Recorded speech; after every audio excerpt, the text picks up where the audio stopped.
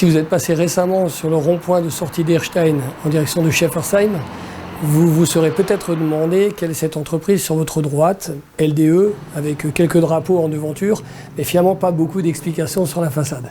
Je suis Frédéric Fritsch, le dirigeant de l'entreprise LDE, et je vous propose de vous expliquer en quelques minutes qui nous sommes. Nous sommes libraires scolaires et basés à Erstein depuis 2024. LDE a été fondée il y a un peu plus de 25 ans par 5 amis, dont un qui était basé en Finlande. Au moment de notre naissance, nous étions basés à Strasbourg, sur la place de l'université, dans les locaux d'ailleurs du restaurant universitaire Gallia et juste à côté. Donc vraiment de manière très artisanale. On avait notre stock et nos bureaux dans les sous-sols du restaurant et juste à côté. À l'époque, nous avons importé une idée qui venait de Finlande justement et qui visait à fournir des manuels scolaires aux élèves des lycées à travers les associations de parents d'élèves qui s'occupaient des bourses aux livres et de toutes ces choses-là. Et d'ailleurs, l'un des tout premiers établissements clients de LDE, en 1999, a été le lycée d'Erstein, qui ne s'appelait pas encore Jursenar, avec l'association des parents d'élèves de la PEP. Et LDE, à l'époque, voulait dire librairie des étudiants, et avec le temps, le nom s'est transformé en LDE. Et puis l'entreprise a grandi, nous avons connu différents lieux, déménagé à Strasbourg, à Heurt, et puis finalement à Molsheim, où nous nous sommes installés en 2010. Nous sommes restés 15 ans à Molsheim, et nous sommes ensuite venus à Erstein en 2024 pour nous installer dans un nouveau bâtiment que nous avons construit ici, qui était plus grand et plus adapté à nos besoins. Nous sommes venus à Erstein notamment en raison de la situation du bâtiment sur la ligne de train qui va de Strasbourg à Mulhouse, qui nous permet de recruter assez largement. Nous n'étions pas très loin de Molsheim non plus, donc la plupart de nos salariés ont pu nous suivre. Et ma foi, on est une entreprise résolument alsacienne, familiale, implantée dans notre région. Et c'est pour ça aussi que nous avons choisi de rester ici. À partir de cette création ici en Alsace, nous nous sommes développés ensuite dans le reste de la France, jusqu'à devenir le premier libraire scolaire en France à partir de 2010, et nous le sommes toujours. Et nous travaillons aussi avec de nombreux établissements scolaires à l'étranger, notamment des lycées français dans le monde entier, dans plus de 90 pays. Nous travaillons aussi avec des organisations internationales sur des projets de développement, comme par exemple l'UNICEF ou l'Agence française de développement, principalement dans les pays francophones, en Afrique, dans les Antilles, dans l'océan Indien. Aujourd'hui, LDE a 4 métiers principaux. Nous sommes libraires scolaires sur les livres papier, c'est notre métier d'origine et nous sommes leaders en France.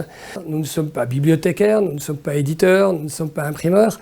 C'est-à-dire que l'éditeur est celui qui crée le livre, l'imprimeur est celui qui le fabrique, le libraire est celui qui le distribue. Nous sommes libraires scolaires aussi sur les manuels et les ressources numériques pour les élèves. Là aussi, nous sommes leaders en France depuis une petite dizaine d'années. Et puis notre troisième métier est de créer des plateformes de création de contenu. Donc par exemple PopLab qui permet aux enseignants de stocker leur contenu numérique, qu'ils les aient trouvés sur le web, que ce soit leur manuel scolaire numérique ou leurs cours sur PowerPoint depuis 10 ans. Donc, ils peuvent stocker tout ça à un endroit. À partir de là, ils peuvent créer des séquences de cours et ces séquences, ils peuvent les partager avec toute personne qu'ils choisissent. Donc c'est une plateforme qui permet de réaliser ces 3 choses. Et notre dernier métier s'exerce à l'export. Sur les lycées français, nous faisons pour eux des choses que nous ne faisons pas en France. À titre d'exemple, lorsque la France a construit son dernier grand lycée français à l'étranger, à Pékin, pour 3000 élèves, il y a quelques années, c'est nous qui avons fait tous les aménagements intérieurs. Donc nous avons envoyé de France tout le mobilier, nous l'avons monté, nous l'avons installé, nous avons mis les tableaux au mur, les porte-manteaux dans les couloirs, installé les salles de chimie, monté la bibliothèque. Donc nous avons réellement équiper l'établissement de pied en cap, et c'est quelque chose que nous faisons exclusivement pour les lycées français de l'étranger. on fournit les manuels avec des services très particuliers. On se rappelle tous, quand on était au collège, on nous prêtait les livres. Donc un collège qui reçoit ces manuels scolaires de LDE les reçoit déjà étiquetés pour le prêt, donc avec une étiquette qui dit ce livre appartient au collège Romain Rolland, et puis une grille de prêt, et puis un petit code barre pour l'informatisation. Et puis nous mettons aussi à disposition une plateforme de gestion du prêt qui permet aux établissements de prêter les manuels aux élèves, de les récupérer, d'envoyer des rappels aux parents qui ne rendent pas les livres, etc. Et puis c'est nous qui mettons à jour les stocks dans ces plateformes, donc c'est très facile d'utilisation. Dès que les manuels arrivent dans l'établissement, ils sont prêts à être distribués. L'entreprise compte une petite centaine de salariés en équivalent sur l'année, répartis entre Erstein, notre équipe commerciale un peu dans toute la France, une filiale que nous avons en Allemagne depuis 20 ans, à Kiel, pas très loin d'ici, et une succursale au Maroc. Sur site, nous sommes à peu près une soixantaine de personnes. Nous avons aussi une palette assez large de métiers, depuis l'équipe de production qui reçoit, étiquette, emballe, prépare les ouvrages, jusqu'aux informaticiens, qui sont une équipe très importante, puisqu'on développe avec eux des services particuliers pour nos clients. C'est ce qui fait une de nos différences, vraiment, de faire du sur-mesure pour tous nos clients. Une équipe commerciale assez forte aussi. Et puis, comme dans la plupart des entreprises aujourd'hui, une équipe marketing qui se tourne de plus en plus vers le numérique. Bien entendu, les fonctions support sont assurées en interne aussi, la comptabilité, les ressources humaines, la relation client. Sur le plan des relations humaines, dans l'entreprise, nous essayons de cultiver des relations simples, d'une part en maintenant le caractère familial de la société, c'est très important pour nous, nous sommes indépendants, nous voulons le rester, et entre collègues, on a souvent des occasions de célébrer quelque chose, et ça se fait dans la convivialité alsacienne qu'on connaît bien ici. Ça se traduit aussi par l'accueil l'été de nombreux jeunes qui viennent donner un coup de main pour préparer la rentrée. On a beaucoup de saisonniers, dont un certain nombre viennent d'ici. Nous avons des relations avec des clubs sportifs ici, même si nous ne sommes là que depuis 2 années. Tout ça, c'est important pour nous et nous essayons vraiment de le cultiver. Nous avons aussi un souci assez aigu du développement durable depuis notre création.